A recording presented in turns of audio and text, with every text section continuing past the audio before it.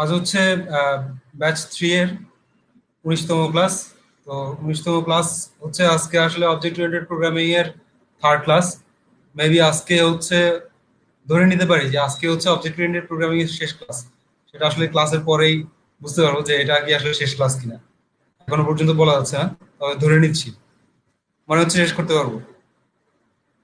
ওকে, তাহলে আমরা আমি জাস্ট স্ক্রিনটা শেয়ার করে নিচ্ছি। গত ক্লাসগুলোতে আমরা কি কি জিনিস শিখলাম? গত ক্লাসে আমরা কি কি শিখলাম বলেন? ইনহেরিটেন্স। ইনহেরিটেন্স কিভাবে করতে হয়, multiple inheritance, multi level inheritance, তারপর পলিমরফিজম, এই ব্যাপারগুলো গত ক্লাসে আমরা শিখেছিলাম। আজকের ক্লাসে বেশ ইম্পর্টেন্ট কয়েকটা টপিক আছে, তো ক্লাসটা একটু মন দিয়ে দেখতে হবে সবাই।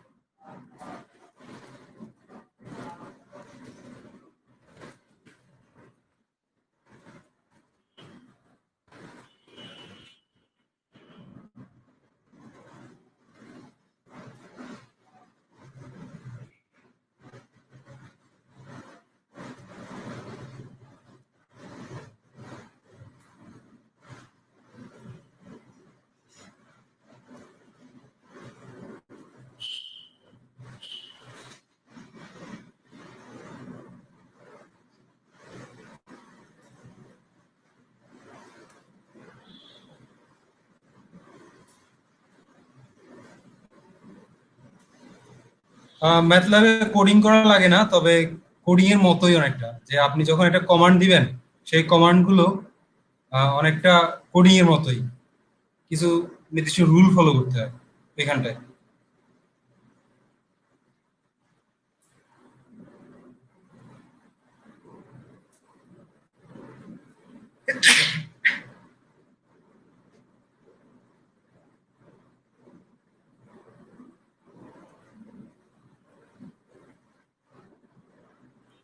প্রথমে আমরা যে বিষয়টা সম্পর্কে জানবো সেটা হচ্ছে ম্যাজিক মেথড। তো ম্যাজিক মেথডটা কি? আমরা গত ক্লাসগুলোতে একটা মেথড দেখেছি, ইনিট মেথড। ইনিট মেথডের শেষে দুটো ডবল আন্ডারস্কোর এবং প্রথমে দুটো ডবল আন্ডারস্কোর। খেয়াল করুন এখানটায় কিন্তু দুটো ডবল আন্ডারস্কোর। তো এই দুটো ডবল আন্ডারস্কোর দিয়ে যে মেথডগুলো লেখা হয় এগুলোকে বলা হয় আসলে ম্যাজিক ম্যাজিক মেথড। কথা বুঝছেন? নর্মালি এটা ইউজ করা হয়, এই ম্যাজিক মেথডটা ইউজ করা হচ্ছে ইনস্ট্যান্সিয়েশনের জন্য। এটাকে ডান্ডার স্ট্রিংও বলে বা ডান্ডার মেথডও বলে। ঠিক আছে? তো আপনি গুগলে যদি সার্চ দেন যে ম্যাজিক মেথড ইন পাইথন, তাহলে কিন্তু অনেক ম্যাজিক মেথড পেয়ে যাবেন। ম্যাজিক মেথড ইন পাইথন 3, তাহলে এই যে অনেক অনেক ম্যাজিক মেথড আপনি পেয়ে যাচ্ছেন। এগুলো কিভাবে কাজ করে বা কোনটা আপনি কিভাবে ইউজ করবেন সেই ব্যাপারে যথেষ্ট পরিমাণ বর্ণনা কিন্তু এখানটায় অলরেডি দেওয়া আছে। আপনি চাইলে এগুলো ব্যবহার করতে পারেন।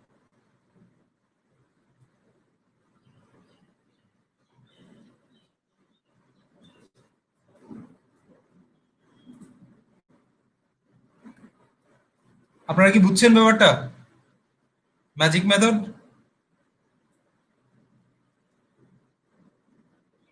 ওকে, তো আরো কয়েকটা দুই একটা ম্যাজিক মেথড আমি দেখাচ্ছি। সেটা হচ্ছে একটু খেয়াল করুন, এখানটা আমার ক্লাস আছে পার্সন। তো পার্সনের মধ্যে আমার ইনিটটা হচ্ছে ম্যাজিক ম্যাজিক মেথড, এবং এইখানটা একটা ম্যাজিক মেথড লিখলাম যেটার নাম হচ্ছে এসটিআর।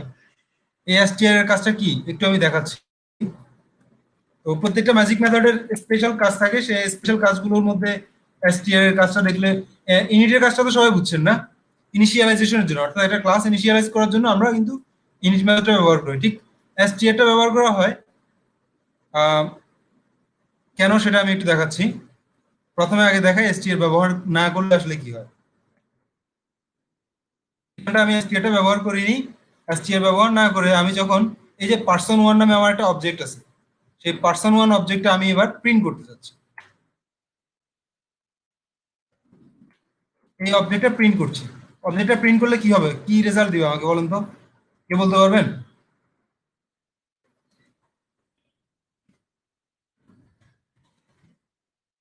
এনিওয়ান? আমি যদি শুধুমাত্র একটা অবজেক্ট ক্রিয়েট করার পর শুধুমাত্র একটা অবজেক্টকে প্রিন্ট করি, সেক্ষেত্রে আমাকে কি রেজাল্ট দিবে?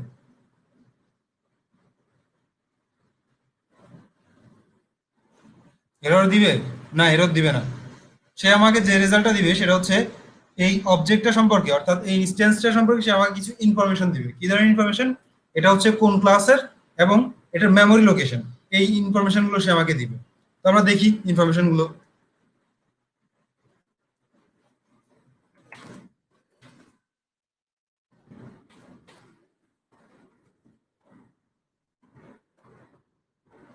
সরি, আমি সেভ করতে ভুলে গেছি।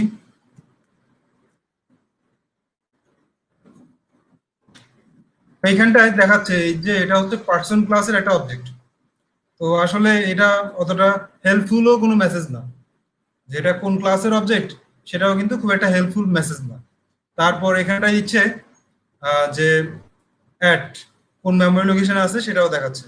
তো এটা হচ্ছে আমার, কিন্তু আমি স্ট্রিং এর মাধ্যমে চাইলে যে এটা কিছু দেখাতে পারি যে হচ্ছে এটা আসলে কোন মেথডটা সম্পর্কে আমি একটা ইনফরমেশন আমি পেতে পারি আমার ইচ্ছা মতো। যে আমি সেট করে দিচ্ছি এই ইনফরমেশনটা আমার দরকার, ওই ইনফরমেশনটা আমি পেতে পারি। তো এই ক্ষেত্রে আমি এসটিআর যে ডান্ডার মেথড অথবা ম্যাজিক মেথড, সেই এসটিআর ম্যাজিক মেথডটা ইউজ করতে পারি। যেমন এখানটা আমি কি লিখলাম, এসটিআর ম্যাজিক মেথড দিয়ে সেলফ ফার্স্ট নেম। তো ফার্স্ট নেমটার মধ্যে আমি যখন এখানটায় ফার্স্ট নেমটা আমার কি দেওয়া আছে, কাউসার, এবং লাস্ট নেম দেওয়া আছে চৌধুরী। তো সে কি করবে, সেলফ ডট ফার্স্ট নেম, তো সেলফ ডট ফার্স্ট নেম মানে সে কি দেখাবে, শুধুমাত্র কাউসারটাকে দেখাবে। খেয়াল করুন, তো কি দেখাচ্ছে, কাউসার। এবার চাইলে আপনি কিন্তু আরো মানে মিনিংফুল, যদি আপনি চান যে আরো মিনিংফুল মেসেজ দিবেন, সেটাও কিন্তু আপনি করতে পারেন। কিভাবে? এখানটায় self dot double underscore class, double underscore dot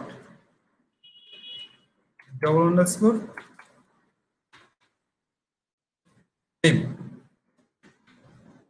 অর্থাৎ সে কি করবে, এই যে অবজেক্টটা আছে সেই অবজেক্টের ক্লাস নেমটা এখানটা রিপ্রেজেন্ট করবে। তো ক্লাস নেমের সাথে আমরা কি চাইবো?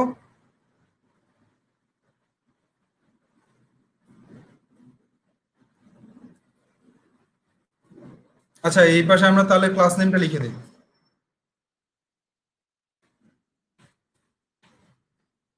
ক্লাস নেম, আমরা একটা মিনিংফুল মেসেজ দিতে যাচ্ছি। মেসেজটা হচ্ছে এমন যে ক্লাস নেমটা হচ্ছে এটা, আর এরপর আমরা অবজেক্টের নেমটা জানতে চাচ্ছি।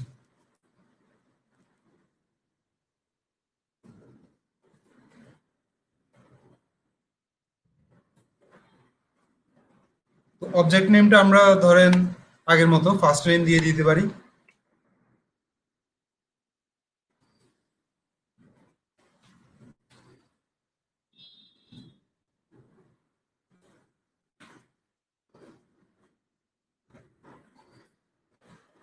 কন্ট্রোল দিয়ে সেভ করলাম। সেভ করার পর কি দেখাচ্ছে, ক্লাস নেম হচ্ছে পার্সন, অবজেক্ট নেম হচ্ছে কাউসার। তো ব্যাপারটা বুঝছেন সবাই, যে আপনি চাইলে এসটিআর এর মাধ্যমে আপনার অবজেক্টের একটা রিপ্রেজেন্টেশন, যে মেসেজ, সেই মেসেজটা সেট করতে পারেন, অবজেক্টটা কিভাবে আপনি রিপ্রেজেন্ট করবেন। এগুলো হচ্ছে আসলে ম্যাজিক মেথড। তো ম্যাজিক মেথড অনেকগুলো দেখলেন, সেগুলো নিয়ে আপনারা রিসার্চ করবেন। রিসার্চ করে আপনারা দেখবেন কোনটা আসলে কি কাজ করে। ম্যাজিক মেথডটা কি বুঝছেন সবাই? আপনারা কি শুনতে পাচ্ছেন? আচ্ছা, ওকে। তো ম্যাজিক মেথড নিয়ে ডিসকাস এ পর্যন্তই। তারপর এই যে এগুলো কিন্তু এক একটা ম্যাজিক মেথড বা ম্যাজিক স্ট্রিং বলতে পারেন, নেম, ক্লাস, হ্যাঁ, এগুলা এই টাইপের ব্যাপারগুলো। ডান্ডার স্ট্রিংও বলে এগুলোকে, ডান্ডার স্ট্রিং। অর্থাৎ দুটো আন্ডারস্কোর দিয়ে যখন একটা মানে বিল্ট ইন ম্যাজিক মেথড গুলো লেখা হয়, সেগুলোকে কিন্তু ডান্ডার স্ট্রিংও বলে।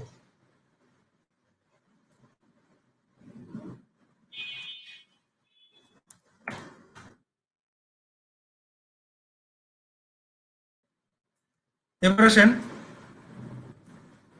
পাবলিক, প্রাইভেট, প্রোটেক্টেড, এই ব্যাপারগুলো নিয়ে আমরা একটু কথা বলি।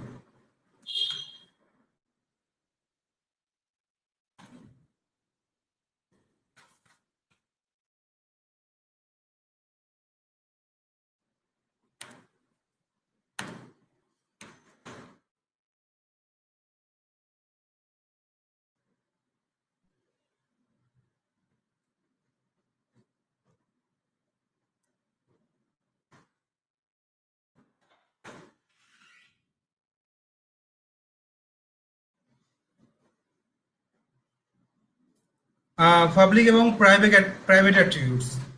তো কেন পাবলিক এবং প্রাইভেট অ্যাট্রিবিউটস? পাবলিক এবং প্রাইভেট অ্যাট্রিবিউটস এই ব্যাপারটা আসলে কি? তো এতদিন ধরে আমরা গত ক্লাসগুলোতে কি দেখলাম, যে আমি একটা অবজেক্টের থ্রুতে আমরা কোনো অ্যাট্রিবিউটস কিন্তু চেঞ্জ করে ফেলতে পারি। মনে আছে সবার যে অ্যাট্রিবিউটস এর থ্রুতে আমরা অবজেক্টের থ্রুতে আমরা অ্যাট্রিবিউটস চেঞ্জ করতে পারি। এই ব্যাপারটা সবার মনে আছে? ওকে। তো কখনো কখনো ব্যাপারটা এমন দাঁড়ায় যে আমরা অ্যাট্রিবিউটস গুলো চেঞ্জ করতে দিব না, যে এটা আসলে সেনসিটিভ অ্যাট্রিবিউটস, এটা চেঞ্জ করতে দেওয়া উচিত না। তো যেমন হচ্ছে পাসওয়ার্ড, পাসওয়ার্ড কাউকে দেখতেও দেওয়া উচিত না, চেঞ্জ করতেও দেওয়া উচিত না, ঠিক না? শুধুমাত্র এটা দেখতে দেওয়া উচিত না, তবে চেঞ্জ করতে পারবে। কথা বুঝছেন পাসওয়ার্ডের ব্যাপারটা?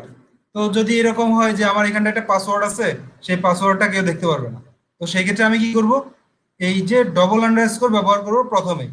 তো ধরেন এখানটা আমি কি করলাম, পাসওয়ার্ড, আচ্ছা এই নিকনেমের পরিবর্তে আমি এখানটা পাসওয়ার্ড।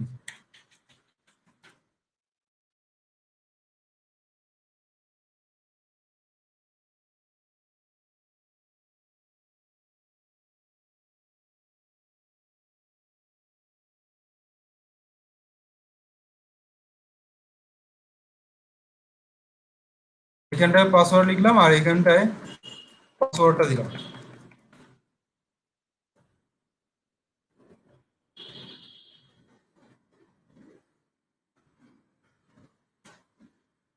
তো এই পাসওয়ার্ডটা কেউ যাতে না দেখতে পারে, পরবর্তীতে অ্যাক্সেস করতে না পারে, কন্ট্রোল এস দিয়ে সেভ করলাম। সেভ করার পর এইখানটায়ও পাসওয়ার্ড হবে, নিকনেম হবে না।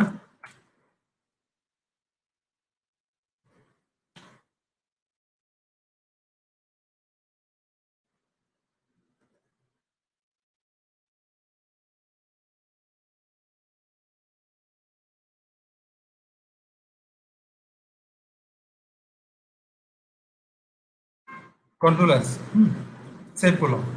এবার মনে করেন এখানটায় আহ, আপনি কি করলেন, নাম দিলাম, ঠিক আছে? নাম দেওয়ার পর শেষে, শেষের অংশটা কি, শেষের অংশটা হচ্ছে পাসওয়ার্ড। তো ধরেন এটা হচ্ছে আমার পাসওয়ার্ড, এটাই হচ্ছে আমার পাসওয়ার্ড। তো এখন পাসওয়ার্ডটা তো দেখতে দেওয়া যাবে না, তো আমরা এখন যদি চেষ্টা করি পাসওয়ার্ডটা দেখতে, তাহলে সেটা কি পসিবল কিনা আমরা একটু দেখি। এগুলো একটু কমেন্ট আউট করে রাখছি।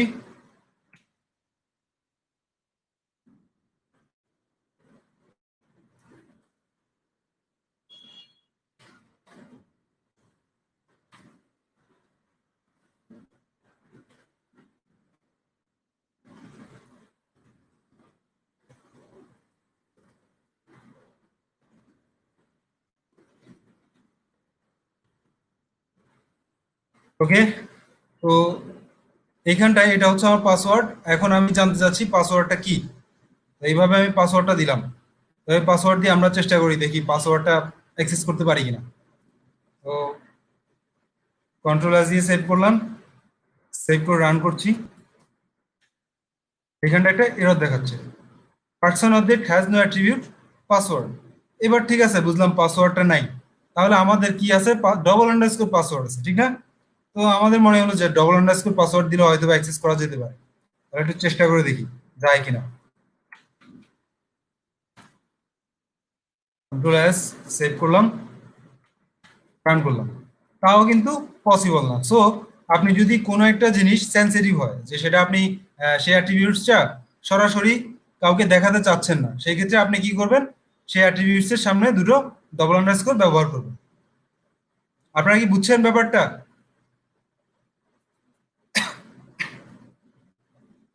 এবার মনে করেন সেটা আপনি কোনো একটা মেথডের থ্রুতে দেখাতে চাচ্ছেন, তো সেই ক্ষেত্রে সেটা পসিবল কিনা আমরা একটা দেখি।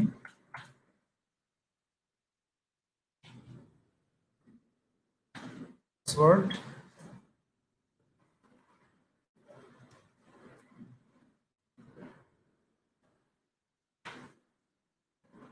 তো এইখানটা একটা প্রিন্ট পাসওয়ার্ড নামে একটা মেথড আছে, সেই মেথডের মাধ্যমে আমরা পাসওয়ার্ডটা দেখার একটা সুযোগ আছে। তো দেখি এই মেথডটা অ্যাপ্লাই করে আমরা পাসওয়ার্ডটা দেখতে পারি কিনা।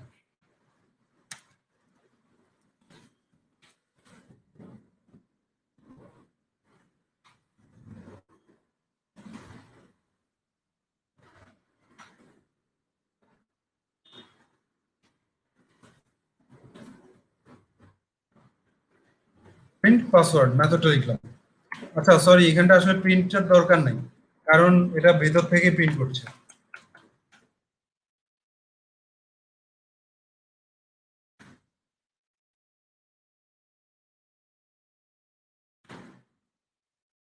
আহ, আচ্ছা এটার জন্য এরর দেখাচ্ছে, এটা বাদ দেই।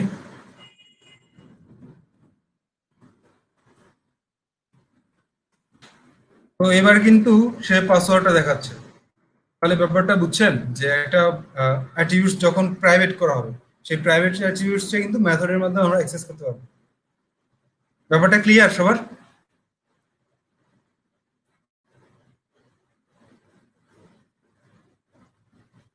এবার আরেকটা ইন্টারেস্টিং কথা, সেটা হচ্ছে নর্মালি একটা আন্ডারস্কোর একটা আন্ডারস্কোর দিয়েও কিন্তু প্রাইভেট করা হয় নর্মালি। তো এটা আসলে কেন? এটা হচ্ছে আপনার চাইলে কিন্তু এটা অ্যাক্সেস করা যায়, কিন্তু ধরে নেওয়া হচ্ছে যে প্রোগ্রামাররা হচ্ছে স্মার্ট, তারা কোনো রকম ইলিগাল কাজ করবে না। তারা একটা আন্ডারস্কোর মানে হচ্ছে ধরে নিবে এটা আমার অ্যাক্সেস করা ঠিক হবে না। কথা বুঝছেন? সো একটা আন্ডারস্কোর দিয়ে করা হয়, কিন্তু সেটা আসলে স্ট্রংলি মেনটেন করে না। সেটা হচ্ছে প্রোগ্রামারদের উপর ছেড়ে দেওয়া হয় যে হ্যাঁ প্রোগ্রামাররা যথেষ্ট ম্যাচিউরড, তারা এটাকে অ্যাক্সেস করতে চেষ্টা করবে না। ব্যাপারটা কি বুঝছেন? ওকে, তাহলে আমরা এবার পাবলিক এবং প্রাইভেট মেথডের দিকে যাই। এতক্ষণ আমরা যেটা দেখলাম সেটা হচ্ছে অ্যাট্রিবিউটস, যে একটা অ্যাট্রিবিউটসকে কিভাবে আমরা প্রাইভেট করতে পারি। এখন আমরা যেটা দেখবো সেটা হচ্ছে একটা মেথডকে কিভাবে প্রাইভেট করা যায়। তো একটা মেথডকে প্রাইভেট করার জন্য যেটা করা হয় সেটা হচ্ছে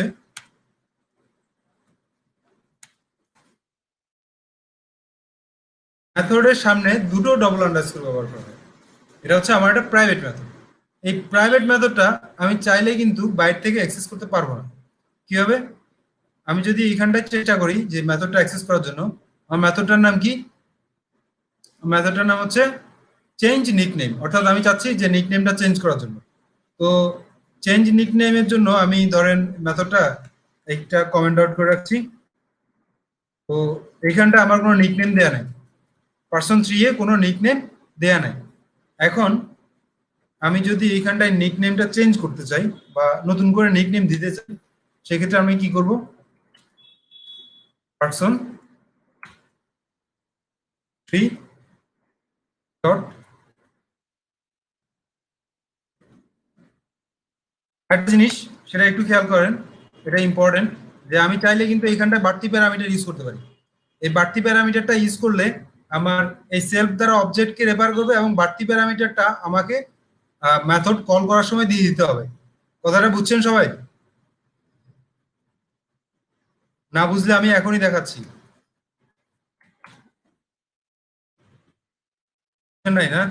ওকে, এই যে চেঞ্জ নিকনেম, এটা আমি লিখছি এখন।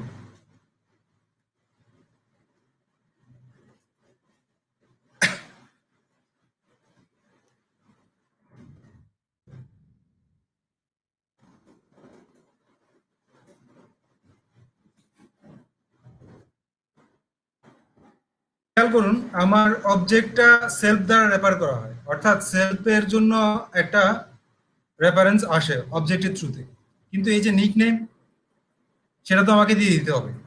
তো সেটা আমি কোথায় দিব? সেটা আমি দিব অবজেক্টটা যখন কল করব তখন। তো চেঞ্জ নিকনেম দিয়ে আমি এখানটায় লিখে দিলাম নিকনেমটা। এবার বুঝছেন? ব্যাপারটা হচ্ছে এটাই, আর কিছুই না।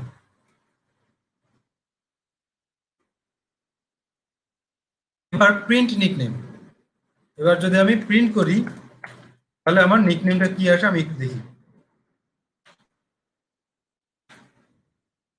আচ্ছা, syntax error line number 347, 347 syntax error.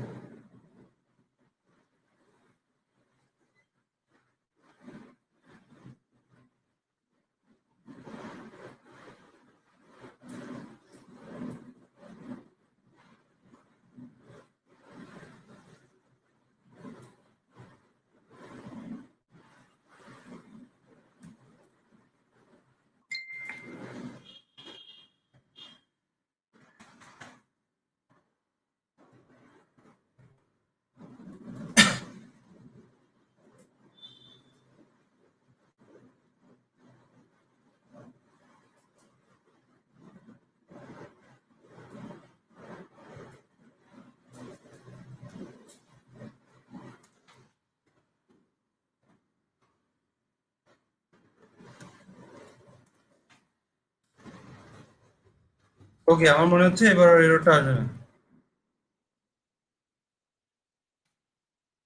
আচ্ছা, এবার খেয়াল করুন, object has no attributes, change nickname. তাহলে এভাবে যদি আমি একটা প্রাইভেট মেথডকে অ্যাপ্লাই করতে চাই, সেটা কিন্তু এভাবে করা পসিবল না। সেটাকে করতে গেলে আমাকে যেটা করতে হবে, এই যে অবজেক্টের পর একটা আন্ডারস্কোর দিয়ে আমাকে ক্লাসের নেমটা দিতে হবে। এই ক্লাসের নেমটা আমি দিয়ে দিলাম, দিয়ে আমি সেটাকে এখন অ্যাপ্লাই করছি। আপনারা কি বুঝছেন ব্যাপারটা? এবার কিন্তু সেটা পসিবল হয়েছে এবং নিকনেমটা এখানটা শো করছে। সো যদি কোনো প্রাইভেট মেথড থাকে, সেই প্রাইভেট মেথডকে অ্যাক্সেস করার প্রসেসটা হচ্ছে আপনাকে প্রাইভেট মেথডের আগে একটা আন্ডারস্কোর দিয়ে ক্লাস নেমটা দিয়ে দিতে হবে। তো এটা হচ্ছে পাবলিক মেথড এবং প্রাইভেট মেথডের মধ্যে পার্থক্যটা।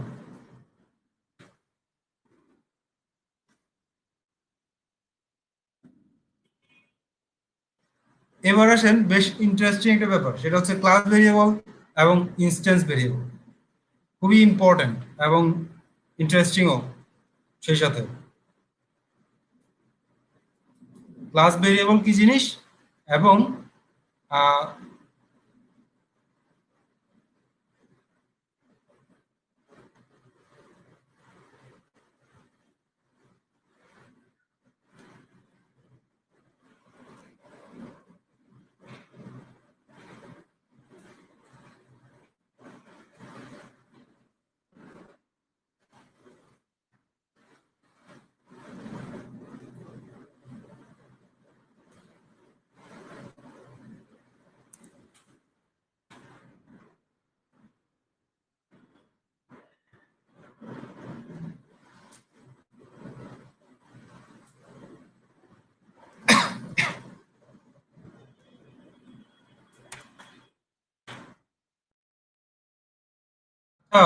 সাবিনা আহমেদ, আপনি কি ইউজারের জন্য কোড তৈরি করেন? ইউজারের জন্য তো থাকবে যেটা, সেটা হচ্ছে ইউজার ইন্টারফেস। ইউজার ইন্টারফেসে আপনি কিভাবে দিচ্ছেন সেটার উপর ডিপেন্ড করবে ইউজার কিভাবে ইউজ করতেছে। কোড তো শুধুমাত্র প্রোগ্রামারের জন্য। আপনি যখন একটা ফর্ম ফিল আপ করেন, তখন কি আপনি কোড দেখতে পান? আপনি তো দেখেন কোডটা কি, মানে একটা ফর্ম আছে, সেই ফর্মটা আমি ফিল আপ করি।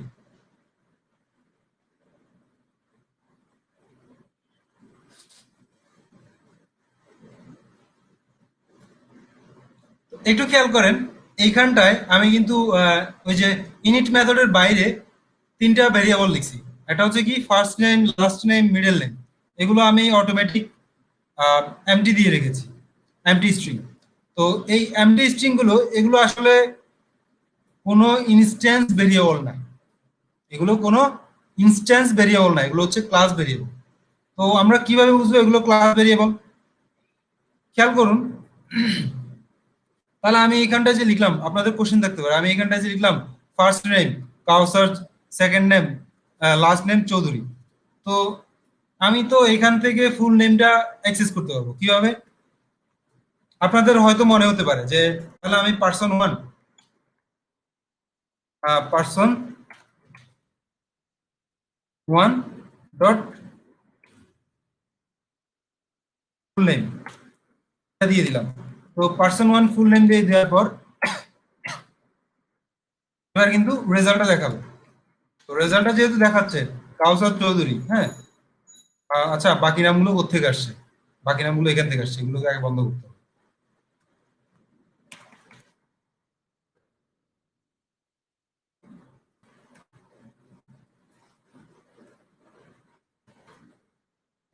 ওকে, কন্ট্রোল এস দিয়ে সেভ করলাম, আবার রান করছি। একটু খেয়াল করুন, ব্যাপারটা বেশ ইম্পর্টেন্ট। এটা কখনো কখনো আপনার প্রোগ্রামিং এ বাগ ক্রিয়েট করতে পারে, সো এটা ঝামেলা। এখানটায় কি লেখা আছে? কাউসার চৌধুরী। তো খেয়াল করুন, কাউসার চৌধুরী কোত্থেকে আসছে? আসছে এখান থেকে, ফার্স্ট নেম লাস্ট নেম। আর আমি যখন ফুল নেম দিচ্ছি তখন সেলফ ডট ফার্স্ট নেম এবং সেলফ ডট লাস্ট নেমটা যুক্ত হয়ে সে কিন্তু ফুল নেম দেখাচ্ছে। এখন আপনার একটা কোশ্চেন থাকতে পারে যে এগুলো যদি সরি ক্লাস ভেরিয়েবল হয় তাহলে এগুলো আমি ইনস্ট্যান্সের মাধ্যমে ক্রিয়েট, সরি এটা হচ্ছে একটা ইনস্ট্যান্স, সেই ইনস্ট্যান্সের মাধ্যমে আমি এগুলোকে চেঞ্জ করছি কিভাবে। এবার খেয়াল করুন, আমাদের এক্স্যাক্টলি ক্লাস ভেরিয়েবল কি চেঞ্জ হয়েছে কিনা সেটা আমরা একটু দেখি। প্রিন্ট ক্লাস ভেরিয়েবল গুলো আপনি বিভিন্নভাবে অ্যাক্সেস করতে পারেন। যেমন আপনি আরেকটা অবজেক্টের থ্রুতেও অ্যাক্সেস করতে পারেন। আচ্ছা আমি অবজেক্টের থ্রুতে অ্যাক্সেস না করি, সরাসরি ক্লাসের থ্রুতে অ্যাক্সেস করি। আমার ক্লাসের নেমটা কি? পার্সন। তো পার্সন ক্লাস লিখলাম, পার্সনের পিটা ক্যাপিটাল হবে, পার্সন ডট, এবার আমি দেই first time.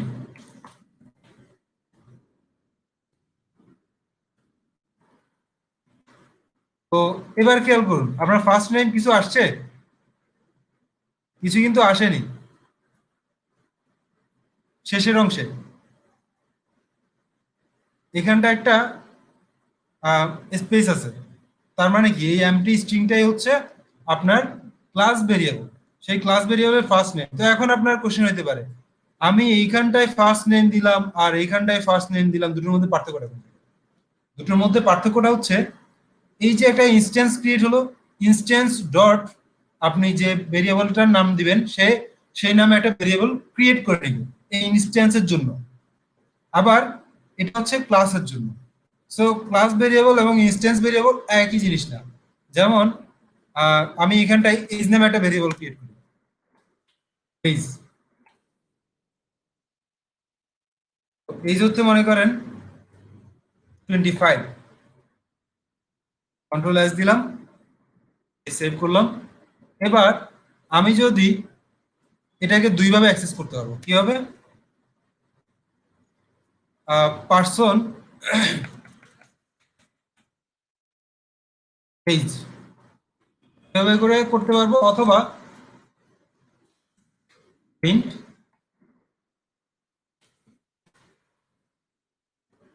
One dot page, এভাবেও কিন্তু আমি করতে পারবো।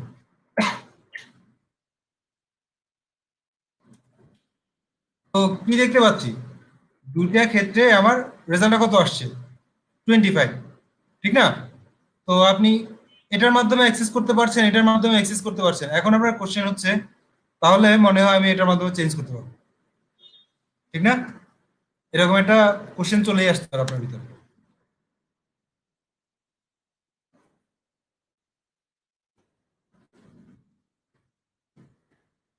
তো আমরা চেষ্টা করি পার্সন ওয়ানের মাধ্যমে চেঞ্জ করার।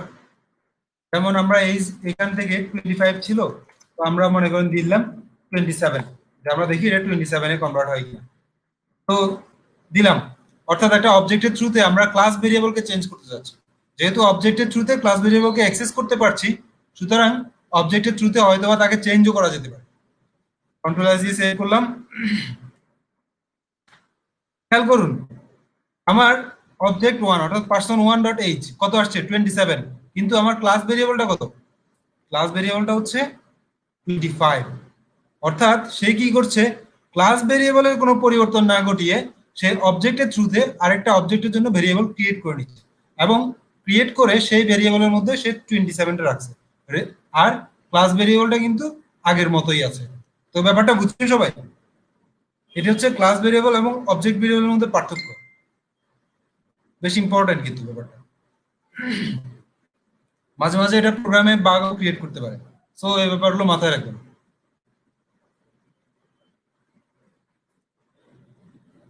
এটাকে আবার অন্যভাবে অ্যাক্সেস করতে পারবেন। কেমন? অবজেক্টের থ্রুতে এটাকে অ্যাক্সেস করা যাবে। প্রিন্ট person1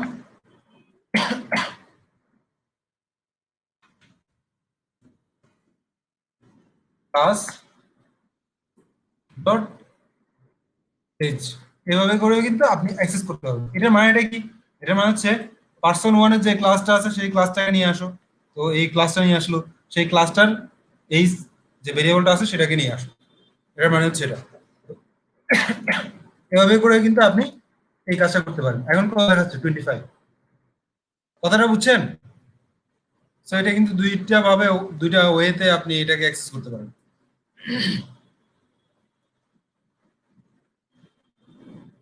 এবার আসেন মেথড ওভাররাইডিং এর জিনিস। মেথড ওভাররাইডিং বেশ ইম্পর্টেন্ট, এবং ওভারলোডিং। তো পাইথন আসলে ওভার রাইডিংটা সাপোর্ট করে, বাট ওভারলোডিংটা সাপোর্ট করে না। তো ওভারলোডিং কি জিনিস এবং ওভাররাইডিং কি জিনিস সে ব্যাপারে আমি একটু কথা বলবো। তো আসলে এই ব্যাপারটা নিয়ে কথা বলতে গেলে একটা মেথড ক্রিয়েটই করি। আচ্ছা, একটা ক্লাস, ধরেন আমি ম্যাথ নামে একটা ক্লাস ক্রিয়েট করে নিচ্ছি।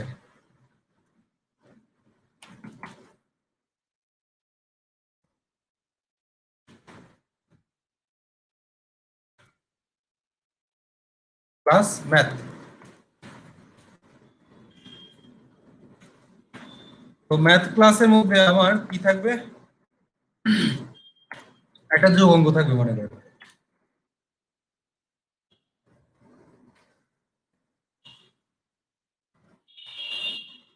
আমি একটু আসছি।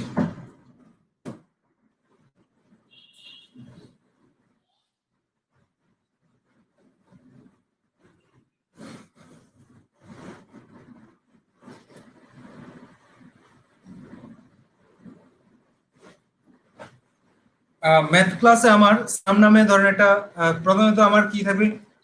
ডিফাইন করার জন্য ডিফাইন করতে হবে ইনিটটা, ইনিশিয়ালাইজ করতে হবে।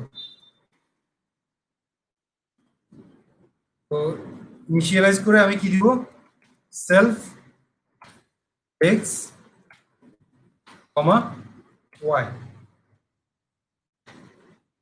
এবার আসেন এখানটায় কি হবে? এখানটায় আমি সেলফ ডট এক্স এর মাধ্যমে এক্স কে দিলাম, সেলফ ডট ওয়াই এর মাধ্যমে আমি দিলাম ওয়াই কে।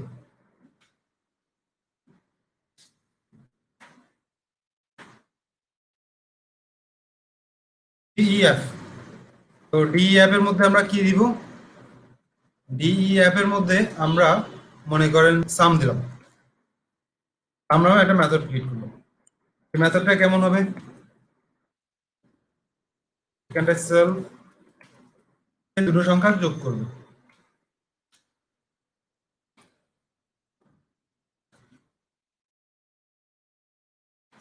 প্রিন্ট সেলফ ডট এক্স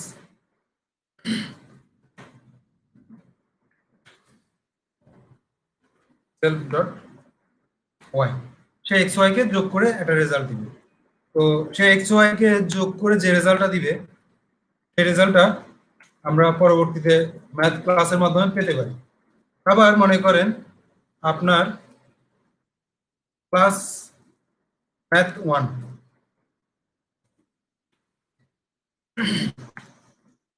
এই ক্লাসের মধ্যে আপনার মনে হচ্ছে যে আপনি ম্যাথকে ইনহেরিটেড করবেন, ম্যাথকে ইনহেরিট করলেন, কিন্তু আপনি এইখানটায় সামটাকে আবার ডিফাইন করতে চাচ্ছেন। সামটাকে ডিফাইন করবেন আগের যে সাম আছে সেটার মতো করে না, একটু অন্যরকম করে। অর্থাৎ আপনি সুপার ক্লাসের সামটা ইউজ করতে চাচ্ছেন না, আপনি সাম ইউজ করবেন কিন্তু একটু অন্যভাবে। কিরকম? সামটা এমন হতে পারে যে আপনার এইখানটা সামটা এই দুটো সংখ্যা যোগ করে সেটার সাথে আরো 10 যোগ করে দিবেন। প্রিন্ট সেলফ ডট এক্স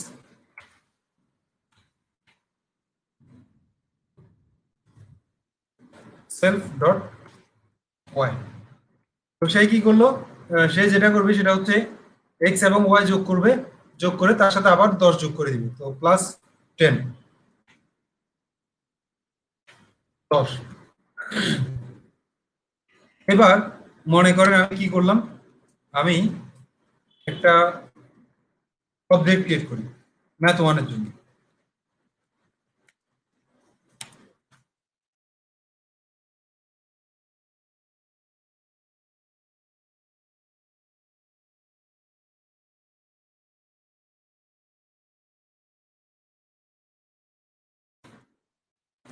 দুটো সংখ্যা দিয়ে দিলাম 4,5।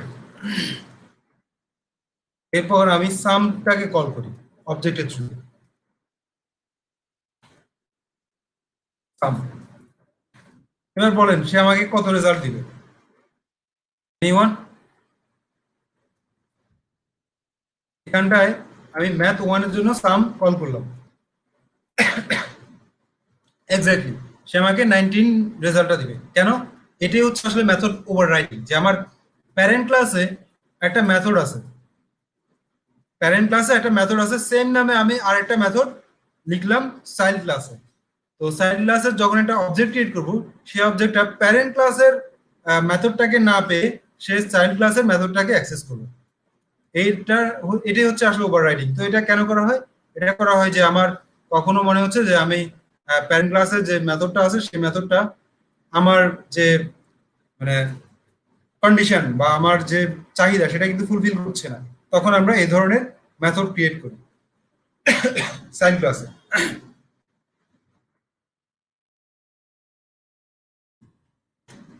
তো দেখেন রেজাল্ট আসছে 19।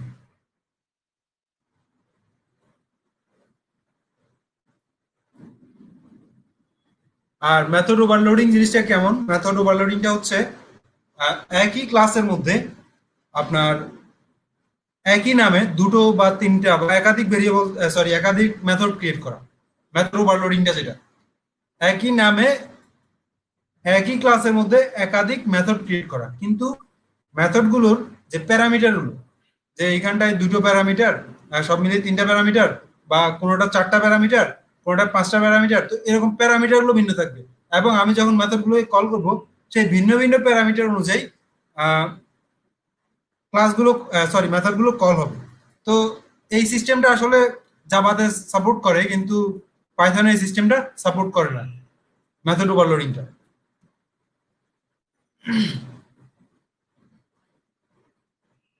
এখন আমরা দুটো ইন্টারেস্টিং, মানে এটা কি বলবো আসলে, ফাংশন নিয়ে কথা বলবো। ফাংশনও বলতে পারেন, মেথডও বলতে পারেন, ঠিক আছে? এগুলো নিয়ে একটু কথা বলি। এটা হচ্ছে ইজ সাব ক্লাস। খেয়াল করুন এখানটায় ম্যাথ এবং ম্যাথের সাব ক্লাস কে? ম্যাথের সাব ক্লাসটা কে? Math one, exactly. তো আমরা জাস্ট এইখানটায় একটু দেখি এই মেথডটা ইজ সাব ক্লাস অ্যাপ্লাই করে দেখি।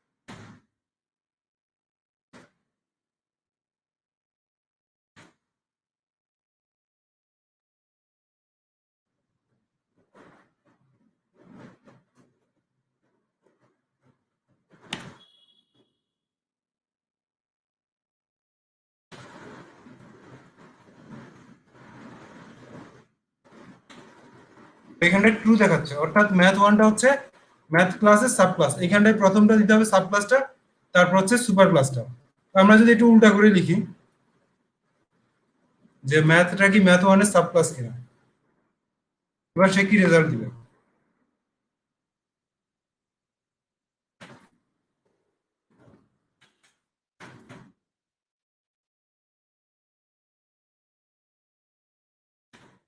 এটা কিন্তু ফলস রেজাল্ট দিচ্ছে, অর্থাৎ ম্যাথটা ম্যাথ ওয়ানের সাব ক্লাস না। তারপর আরেকটা is instance.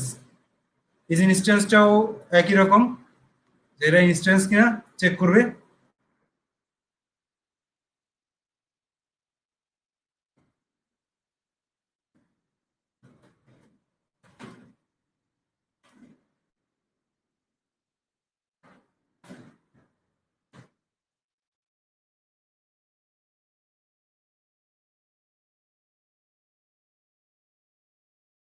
OBJ dot,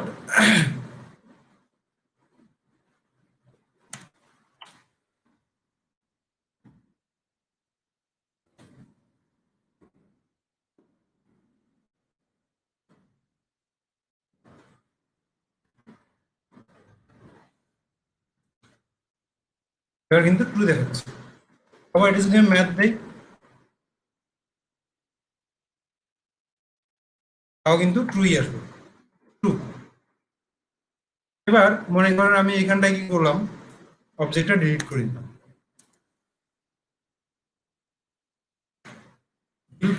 deal কিওয়ার্ডের মাধ্যমে আমি যে কোনো অবজেক্টকে ডিলিট করে দিলাম।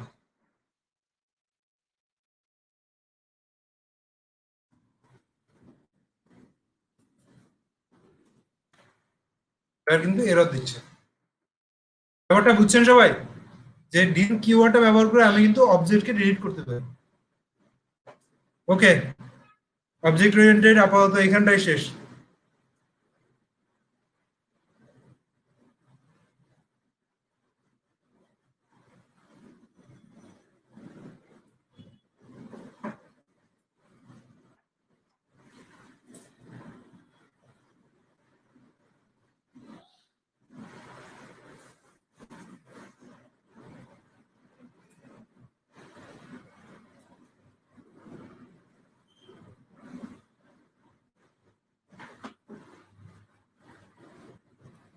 বাকি কাজ হচ্ছে আপনারা রিসার্চ করবেন, রিসার্চ করে করে আরো দেখবেন আরো কি কি বের করা যায় ওর থেকে, নেটে ঘাটাঘাটি করে বেশি বেশি।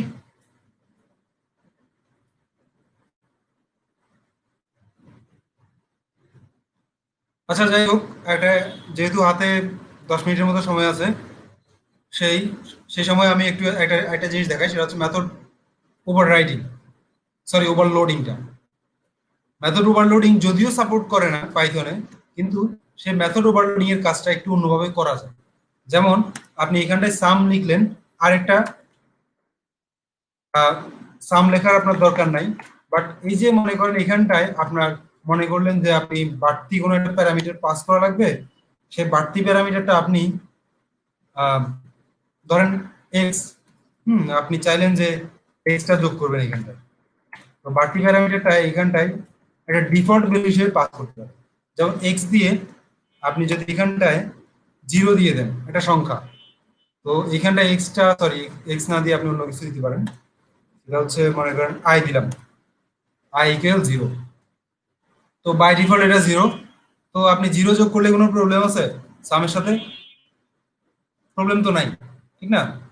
তো আপনি এখানটায় একটা আই দিয়ে দিলেন। এবার আপনি যদি এখানটায় সামটা দেখতে চান, সেক্ষেত্রে আপনি জাস্ট এই সামটা এভাবে করেও কল করতে পারেন, আবার বাড়তি প্যারামিটার পাস করেও কল করতে পারেন। তো পাইথনে আসলে এভাবে করে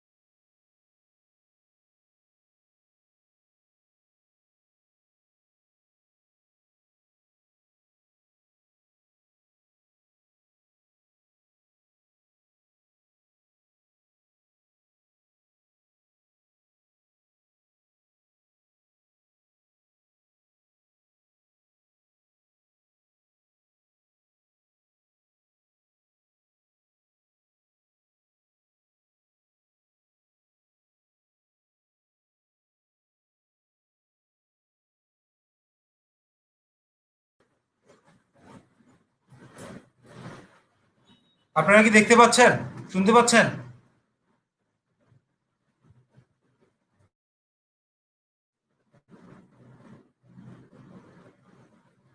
মিস্টার ওসমান, একেএম ফয়সাল, আপনারা দেখতে পাচ্ছেন?